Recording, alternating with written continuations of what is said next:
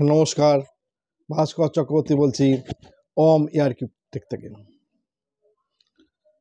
আজকের ভিডিওতে বেশ কিছু বিষয়, অনেকগুলো পুরনো বিষয় অবতারণা করতে হবে। কারণ রিসেন্টলি আমি দেখছি, লক্ষ্য করে বিভিন্ন স্টুডেন্টদের মধ্যে কিছু কিছু জায়গাতে একটা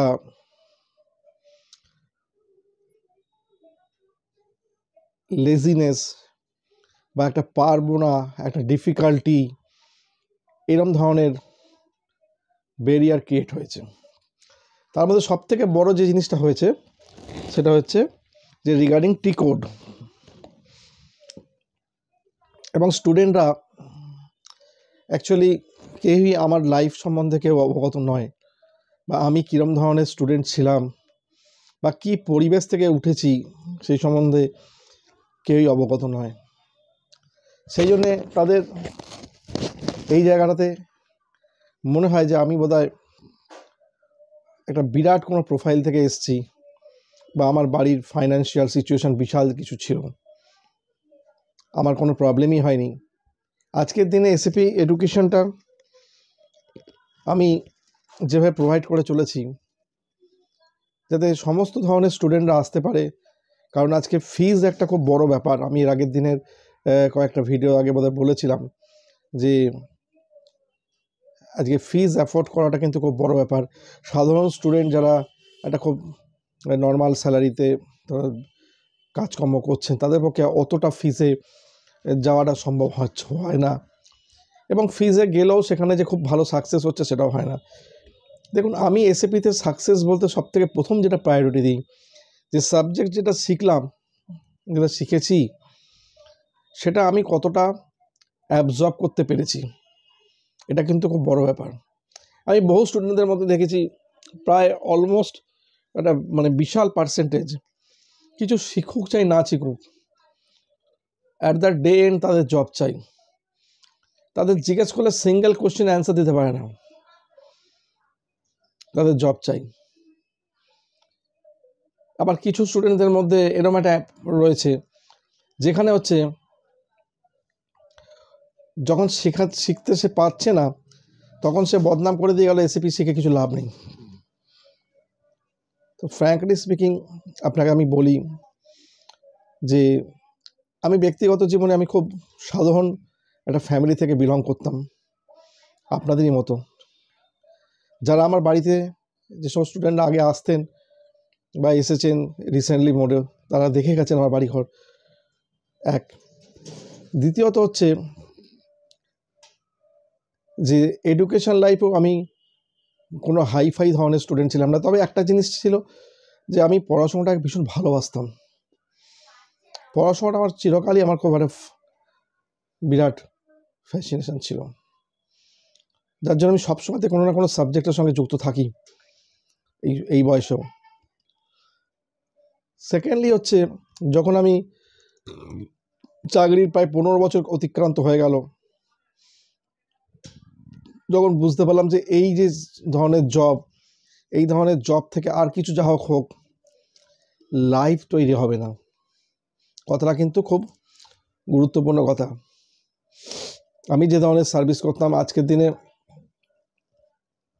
ওই ধরনের সার্ভিস থেকে হয়তো অ্যারাউন্ড 34,000-35,000 স্যালারি পাওয়া যেত, কিন্তু আমি তাও মনে করেছিলাম যে লাইফ তৈরি হবে না। কারণ লাইফ তৈরি করতে গেলে যে ধরনের চাই, যে ধরনের কেরিয়ার হওয়া উচিত, সেই কেরিয়ারটা তৈরি হবে না।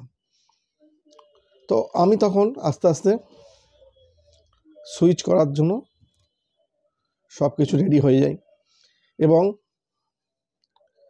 আমি জব ছেড়েও আমি 2 মাসের মধ্যে আবার নতুন জব পাই।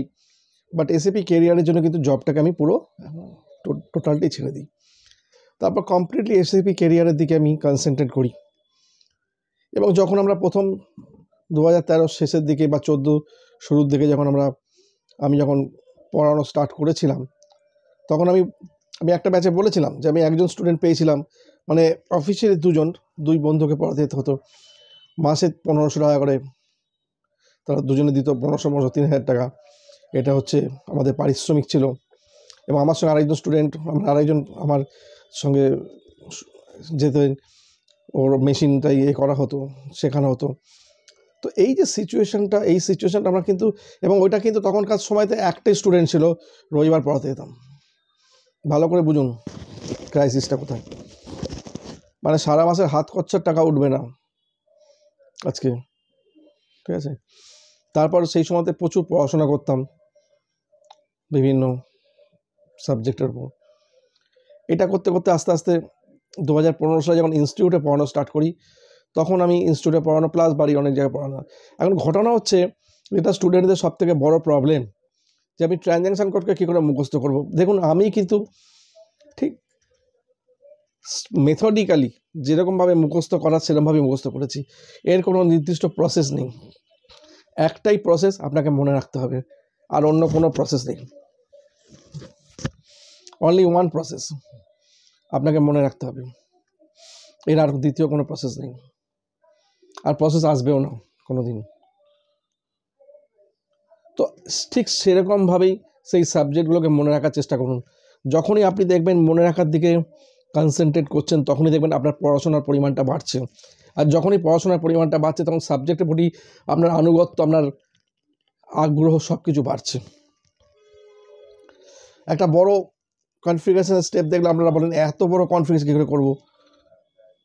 কিন্তু আপনি এইটা বুঝতে পারছেন না যে এই কনফিগারেশনটা করতে পারলে যে আপনার নিজের জীবনে একটা বড় দিগন্ত খুলে যাবে। অতটা তো করতেই হবে,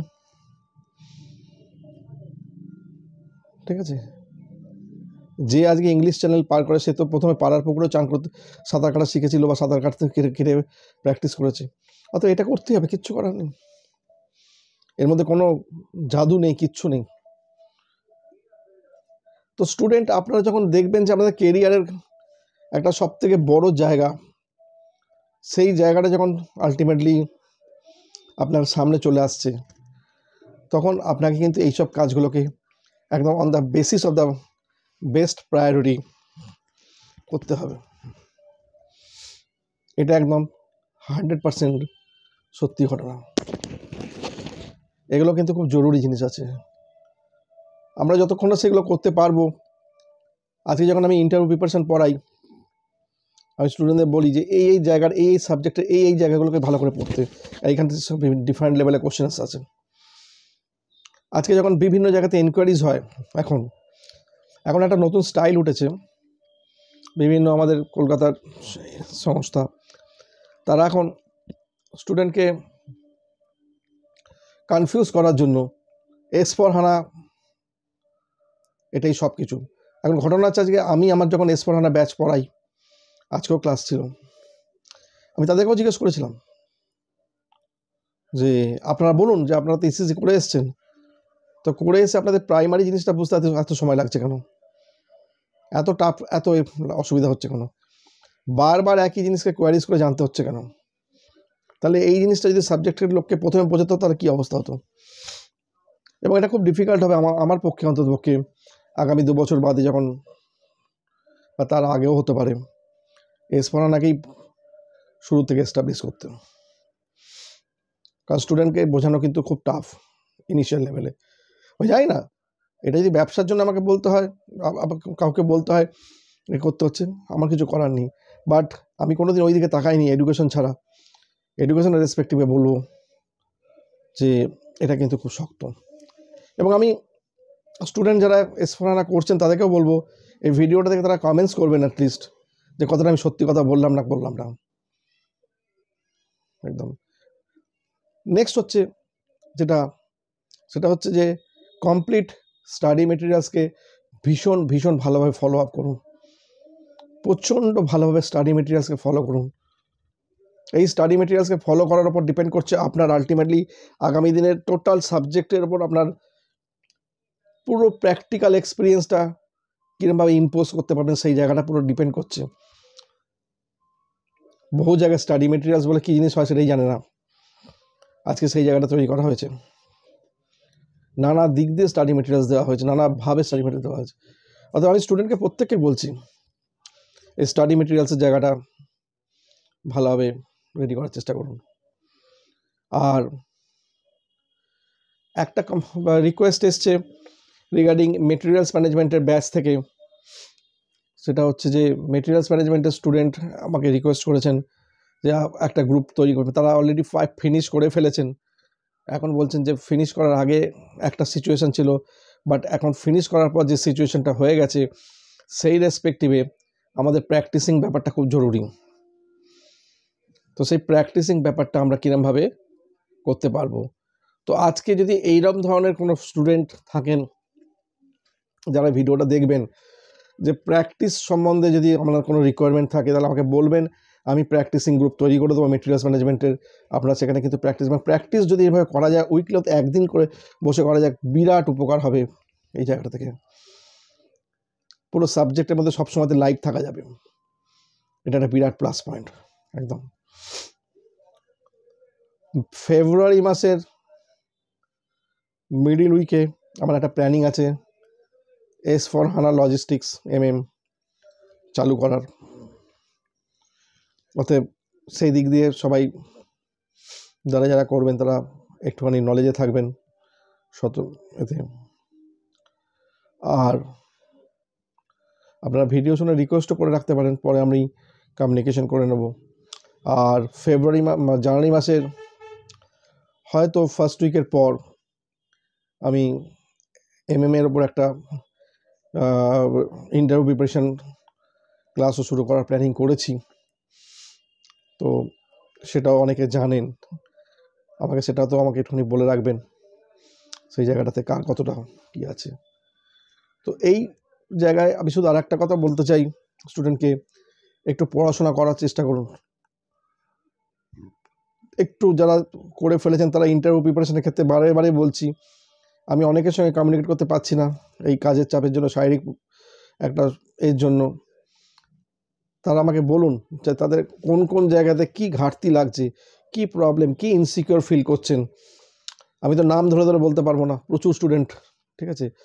তো আমি সেই জায়গাতে সেই লেভেলে তাদেরকে একটা অ্যাকোমোডেট করে সেই ব্যবস্থা করছি। আর আগামী সানডে মোস্ট প্রবলি হচ্ছে 24 তারিখ 24th, হ্যাঁ রাইট 24th, আমি 24 ডিসেম্বর আমি 7টা থেকে 8টা অনলাইন থাকবো, ঠিক আছে। যাদের যেরকম ধরনের কিছু প্রবলেমস থাকলে তারা আপনাকে কমিউনিকেট করে নিতে পারবেন। তার আগে আমাকে এখানে বুকিং করে নেবেন। বুকিং মিনস হচ্ছে ওরকম কোনো বুকিং পয়সা দিয়ে কিছু নয়, যে জাস্ট একটা হোয়াটসঅ্যাপ করে রাখবেন যে আমার রিকোয়ারমেন্ট আছে, তাহলে আমি তাকে সেইভাবে মেলে অ্যাটাচ করতে পারবো, ঠিক আছে। তো আমি প্রতি মুহূর্তে স্টুডেন্টদের একটা কথা বলে যাচ্ছি, টোটাল জায়গাতে কমপ্লিট সাপোর্ট একদম দিয়ে যাচ্ছি, যাতে কোনো স্টুডেন্টের কোনো প্রবলেম না হয়। এবং এটা not only for that 6 months education, এটা 6 মান্থস ছাড়াও তার পরবর্তীকালে জব সাপোর্টের ক্ষেত্রে। জব সাপোর্ট মানে এই নয় যে আমি কাউকে বলছি যে আমি ভাই জব পাইয়ে দেবো, কিন্তু এইটা বলছি যে আমি জব পাওয়ার জন্য যা যা রিকোয়ারমেন্ট আছে সব কিছু আমি করার চেষ্টা করছি, ঠিক আছে। তো এই জায়গাগুলোতে আমি বারে বারে বলছি যে ইনস্টিটিউট আজকে আপনাকে এতটা সাপোর্ট করছে, যে মানুষটা এতটা আপনাদের জন্য চিন্তাভাবনা করছে, অ্যাটলিস্ট আপনাদেরও উচিত সেই জায়গাতে একটুখানি নিজেদেরও সচেতন হওয়া।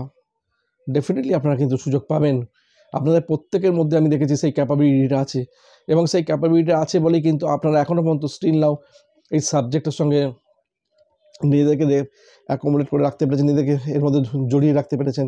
আজকে সেটা না হলে সেটা পারতেন না।